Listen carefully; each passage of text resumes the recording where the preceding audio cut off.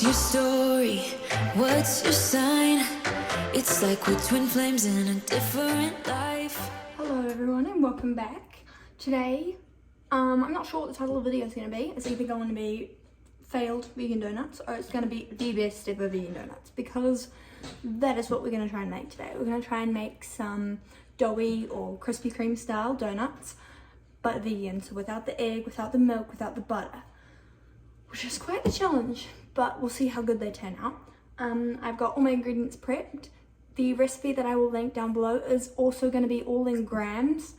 Yeah, we're going to be using a flax egg for this one. So we're going to start off with that first because it needs 5 minutes to kind of do its thing and get all mushy. So yeah, without any further ado, let's get into the video. Okay, so here I've got 60 grams of water all weighed out in here. Oh, sorry, I think it's 65 grams. I'm going to add 3 teaspoons of powdered flax seeds, or you can use 2 tablespoons of whole flax seeds. And I'm just going to give that a good little mix. And we just set that aside for 5 minutes. Today I'm going to be using a stand mixer to help me out, but this is totally doable without one. You're just going to want to add all the ingredients at the same time rather than leaving out the butter. So what you're going to want to do is put in all the ingredients except for the butter and eggs. So I've got 650 grams of flour, 3 grams of salt, 60 grams of sugar, 12 grams of yeast, and 330 mils of milk. And we're just going to get that started mixing for about 2 minutes on slow speed. After 2 minutes on slow speed, bump it up to a faster speed and go for about 4 or so minutes.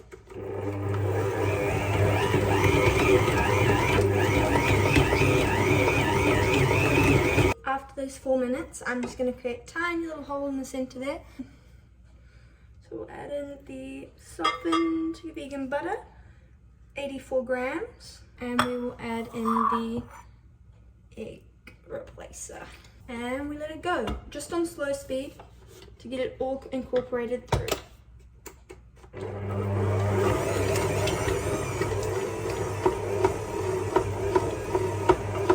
After a lot, and I mean a lot of mixing to recombine the butter and the eggs in, you're left with a rather sticky dough.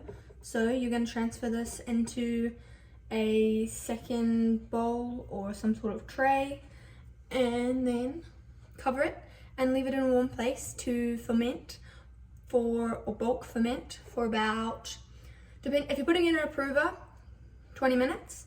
If you're just leaving it outside or in a warm place, more like 30-40 minutes. Alrighty, so after about 40 minutes at room temperature, this is what we are looking at, almost doubled in size. Now what you're going to want to do is you're going to need some flour, but you want to measure it into about 80-gram portions, and then we're going to shape them, and then it'll be time to prove them.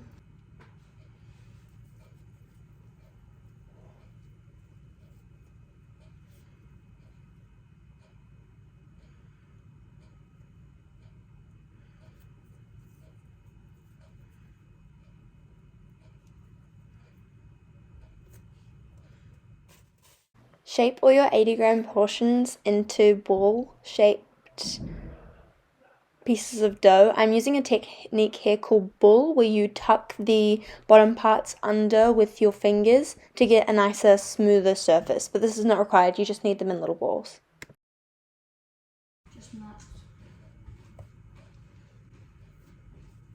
Here I'm starting to shape the traditional donuts with this hole in the middle. I'm pressing my thumb down right the way to the bench to create a small hole, and then I'm stretching the hole by going around in my fingers like that.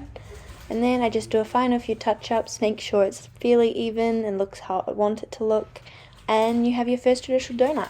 I'll show you one more time just so you get the idea of it. You press the hole,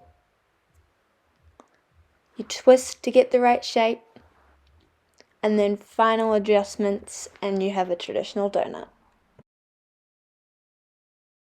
Now for the filled donuts, you're just going to keep with the bull or the ball-shaped dough. For the third and final shape here, I did some long hot dog type ones. For this, you're going to want to flatten out your nice little ball, fold one edge over, then fold the two sides in, and then gently roll it a couple of times, nice and tight. Press the edge down where you are, and then roll it a couple of times just to try and get rid of that seam a little bit and make it the length you want.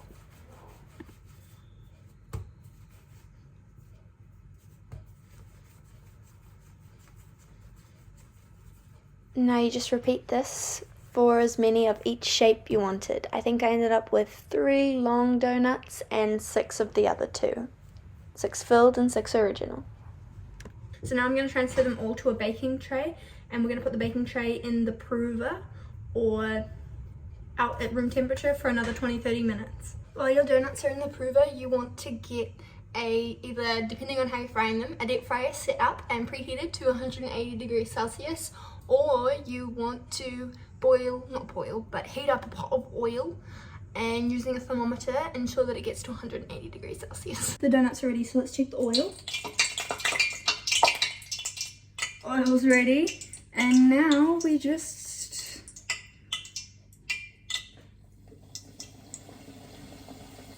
think I'm gonna go with 2 at a time.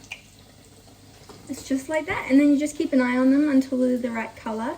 And yeah, you want to have a little tray set up with some paper towels so that they can absorb some of the oil, and just keep an eye on them. When they go a nice golden color, flip them over. Cook the other side. When you cook the other side, you may want to hold them down a little bit.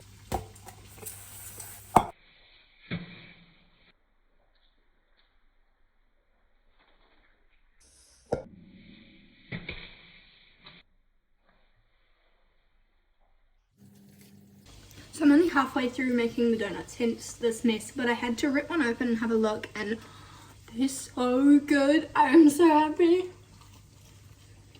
They're like light and fluffy. Tastes just like a donut.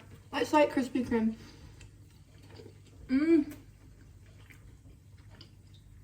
I can't wait to pipe them. Alright, so we've got all our donuts cooked. Now I'm filling the Berliner ones. So I've just got some jam in a piping bag type situation, and I'm just piping it into the middle of it. With the long ones, I'm just going to scratch a little bit of the sugar off the top here and give it a cut as gently as I can. This also gives you an opportunity to check on the inside. So I'm using a pastry creme from one of my earlier videos, and just using a piping type tool to fold them up like that. So now those ones have jam and thing in them. I will link the recipe to my pastry creme recipe tutorial type thing up in the information card, so you can check that out after this video. And then back to these straight ones, I want to make sure that there is custard in the bottom, otherwise you just got a hollow donut. Like, that's a bit sad. And then, as I say that,